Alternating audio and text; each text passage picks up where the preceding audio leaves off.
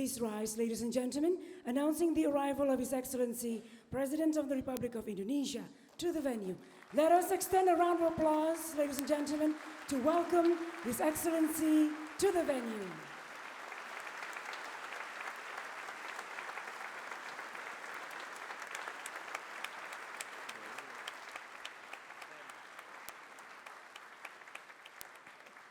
Please be seated, ladies and gentlemen. Thank you.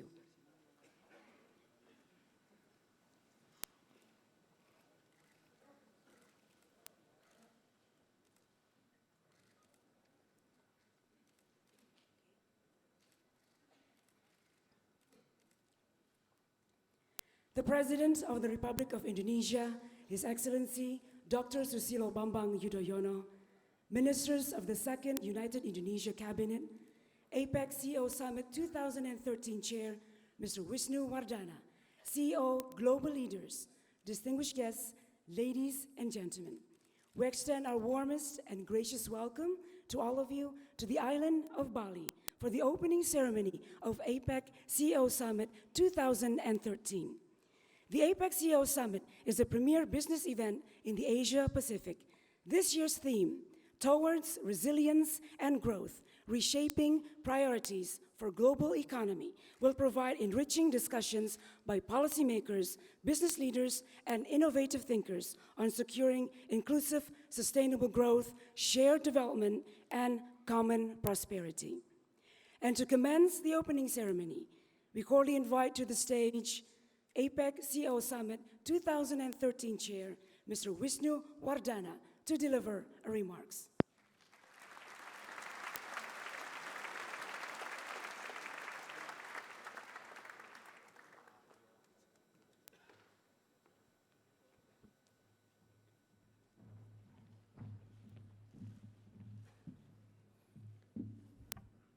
Your Excellency, Dr. Susilo Bambang Yudhoyono, President of the Republic of Indonesia, Excellencies and Ministers, distinguished delegate of the APEC CEO Summit, welcome to Indonesia, to this very special island of Bali.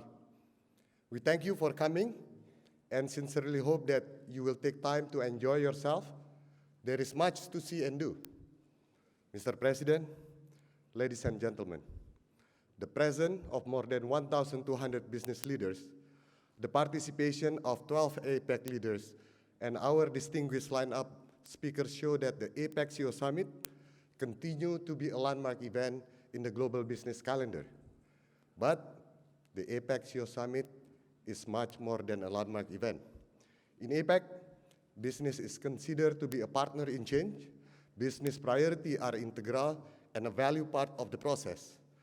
That's what makes this summit so unique and your view so important as we chart the future of our region. This year, we are asking you to take a world view. Of course, the global perspective has always been important for APEC, but the economic turmoil of recent years and the current uncertainty in weaknesses in financial market have shown just how much global market matter to all of us. A recovery is in sight, but most agree it will be slow and difficult. A return to stronger growth and greater resilience will require some serious reshaping priorities, both globally and regionally. We might even need to rethink some parts of the paradigm. Over the next 2 days, we have a rich and thought-provoking program with world-class speakers and panelists and important keynotes. Above all, we want to hear your view on the priorities ahead, whether it is informal discussion or over lunch or coffee. You come from across the globe and from all the key sectors of industry. The wealth of business talent and experience in this room is unparalleled. I have to say, ladies and gentlemen, that President Yudhoyono has some real experience in this matter as well. His presidency over the last 9 years has been devoted to reshaping and reforming Indonesia.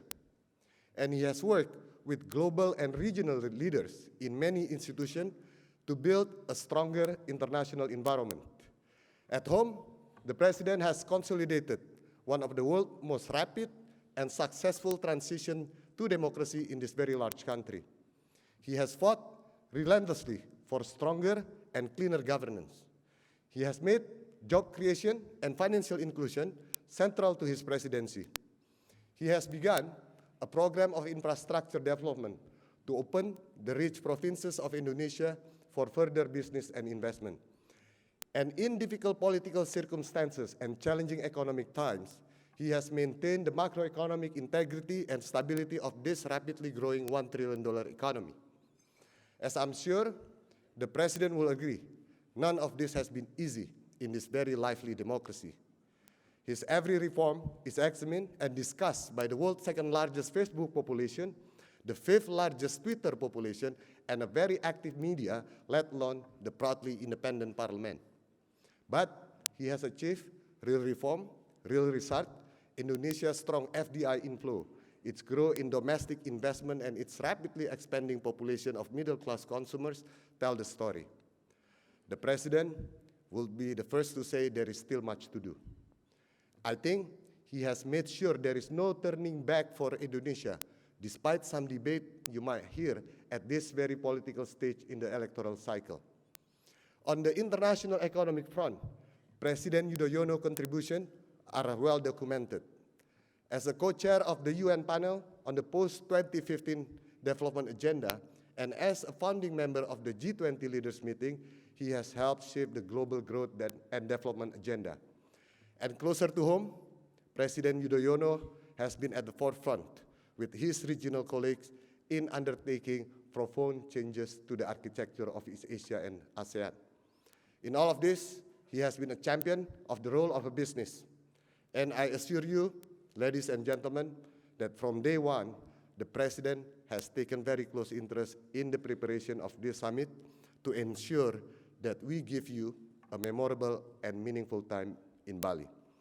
Let me now turn to His Excellency, President Susilo Bambang Yudhoyono, to deliver opening key address of the APEC CEO Summit 2013.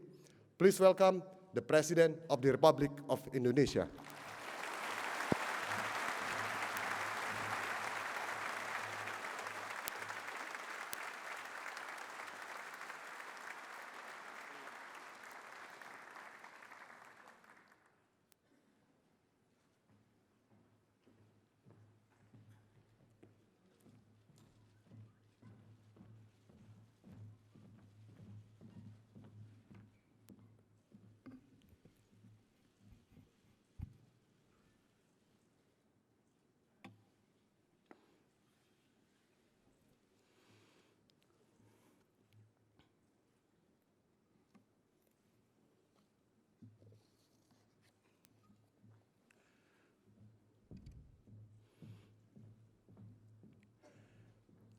Bismillahirrahmanirrahim.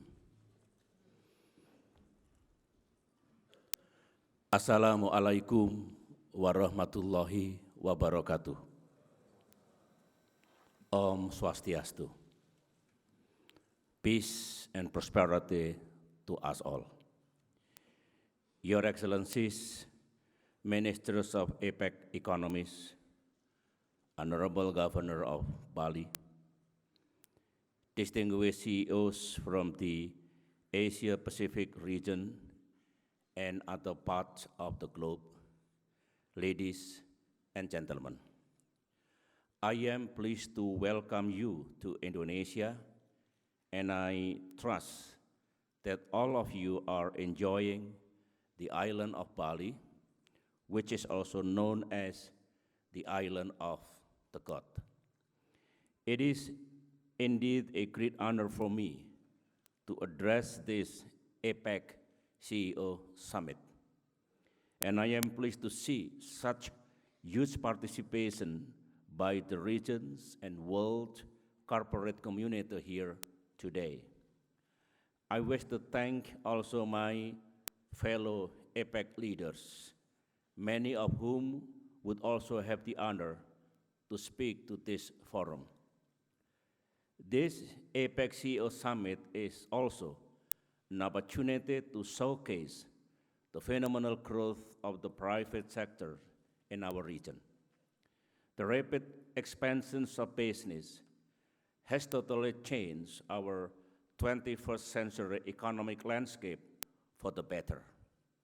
Governments will remain important in formulating economic policies, but without the help of the private sector, we might not be able to provide more jobs for our citizens. And we know that whatever country one comes from, the top national and local agenda is going to be jobs. This is why I am also glad to welcome the participation of the union leaders at this summit. For we are all in this together, and we need to work together and harder to achieve shared prosperity. Already, global growth in 2013 is showing different dynamics. Advanced economies are experiencing recovery and showing positive growth, while emerging economies, including BRICS economies, are facing a slowdown. They are also suffering from large trade deficit, capital flight, and depreciating currencies. This is also true for the APEC region. In some APEC advanced economies, growth is gaining strength. Meanwhile, APEC emerging economies need further momentum for growth. Notwithstanding this, APEC economies remain a crucial source of global growth. According to the IMF, as a group, APEC is expected to grow by 6.3% in 2013 and by 6.6% in 2014, which is more than twice the world average. At present, APEC economies account for 54% of global gross domestic product and 44% of global trade. Within the region, moreover, trade has grown nearly sevenfold since 1989, reaching over 11 trillion US dollars in 2011. In the past 25 years, average tariffs in APEC have declined by close to 70%. The cost of conducting business across borders decreased by 2 successive rounds of 5% tariff reduction, resulting in nearly 59 billion US dollars of saving for businesses.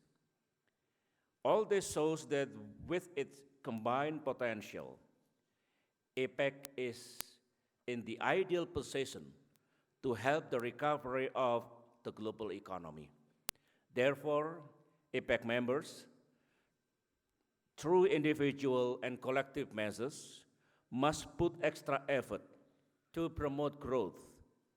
And let me highlight some of the possible measures.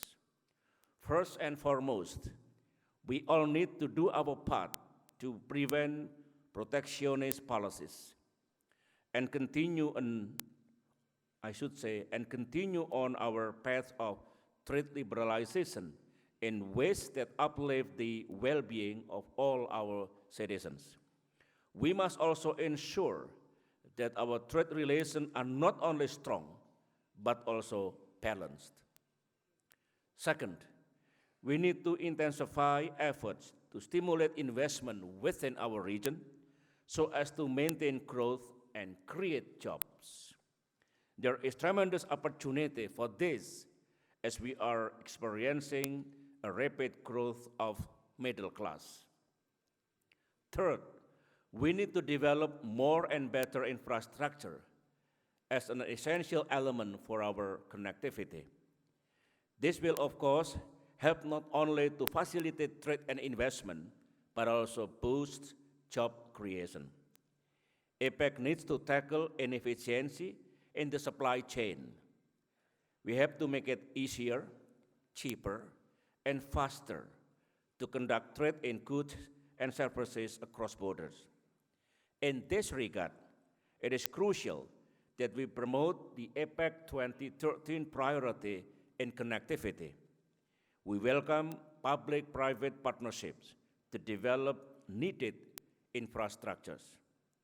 Fourth, to ensure growth with equity, we must embrace the SMEs that form the backbone of all our economies.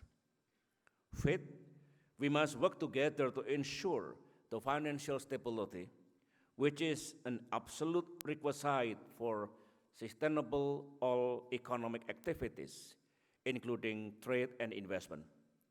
APEC members can help stabilize global financial markets through bilateral as well as regional initiatives.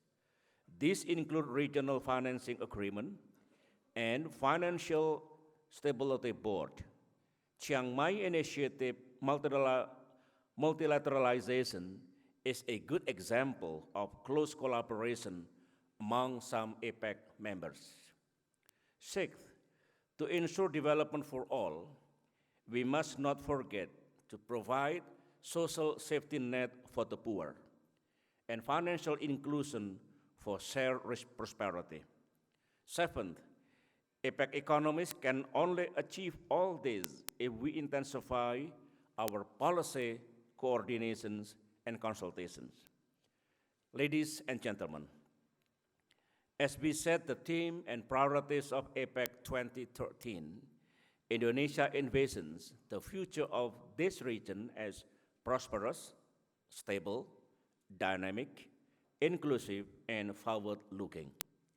Our theme, Resilient Asia-Pacific Engine of Global Growth, is all about drawing on our strengths.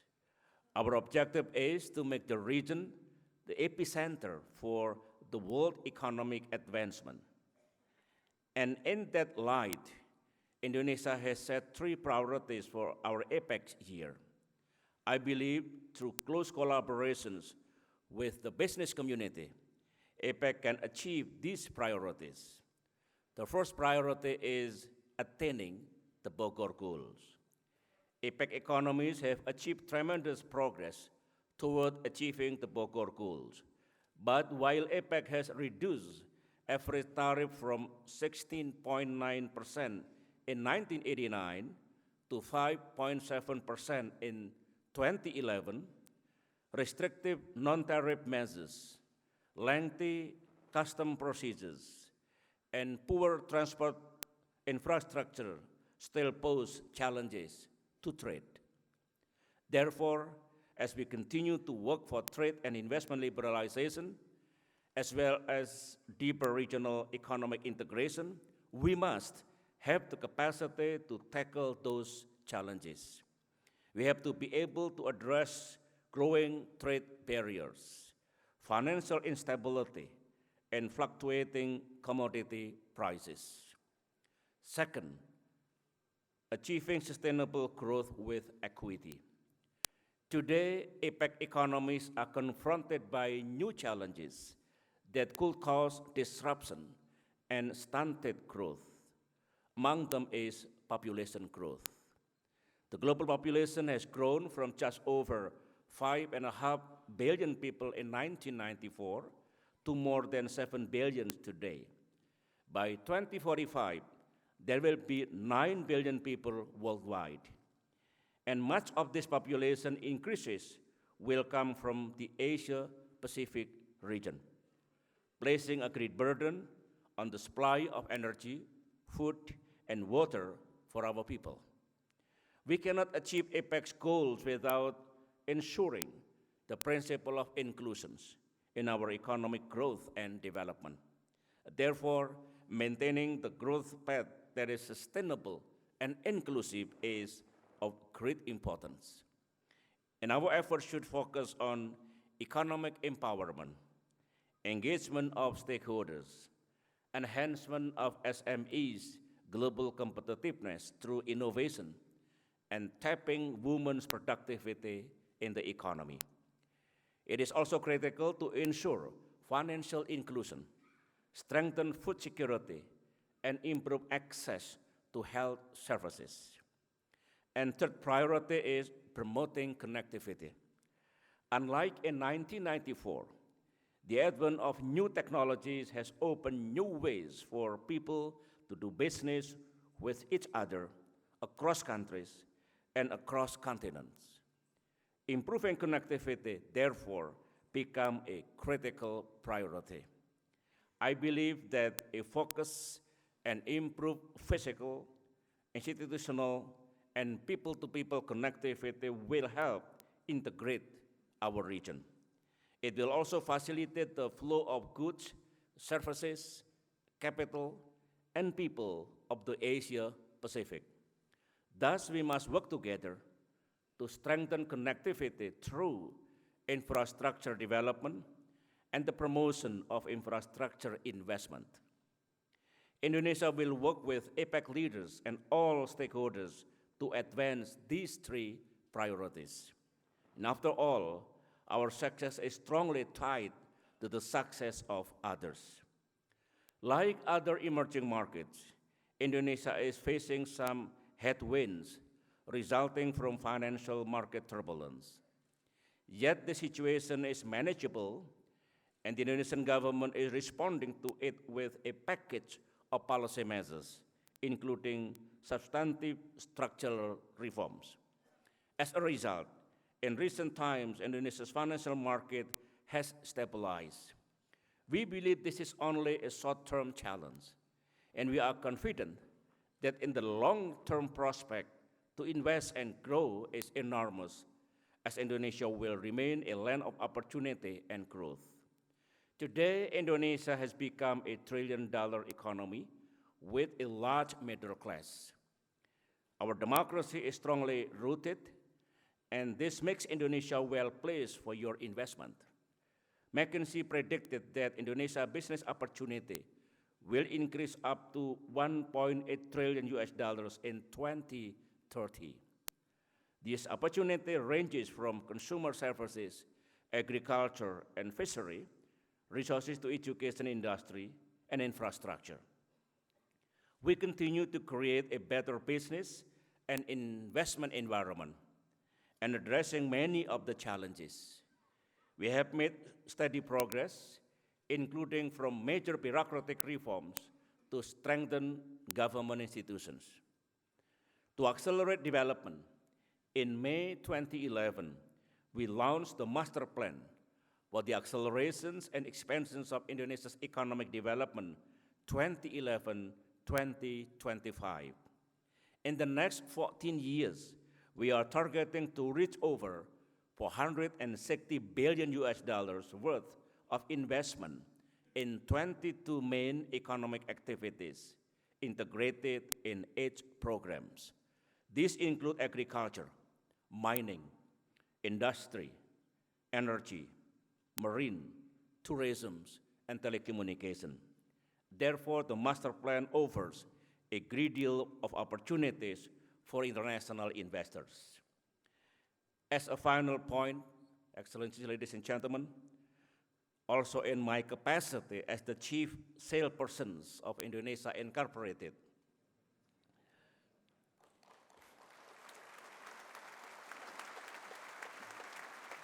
I invite you all to seize the business and investment opportunities in Indonesia. Let us build a strong partnerships and forge a resilient APEC. Let us also ensure that APEC continues to bring prosperity to all people in the APEC region. Thank you.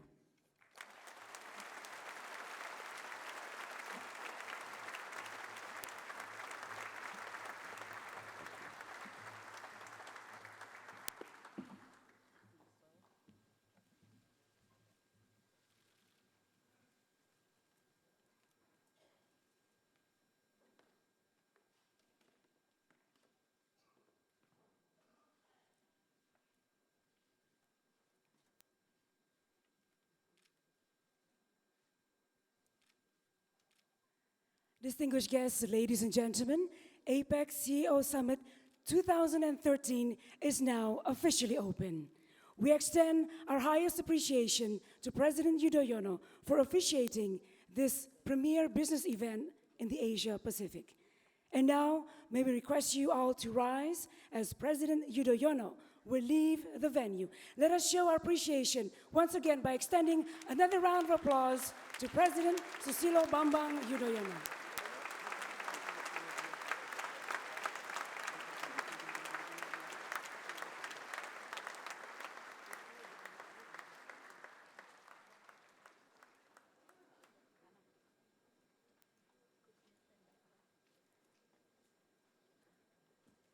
Please be seated, ladies and gentlemen. Thank you very much indeed.